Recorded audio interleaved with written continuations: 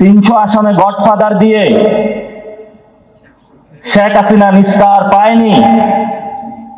আপনি কিভাবে পাবেন? কোন জায়গায় আপনি স্বপ্ন দেখতে পাচ্ছেন? সেই স্বপ্নটা আমরা একটু বুঝতে চাই। কয়েকদিন আগে তারা বলল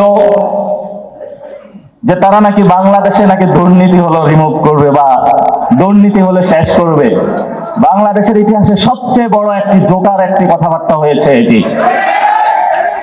এক চোর চুরি করে, বলে আমি চুরি বন্ধ করব।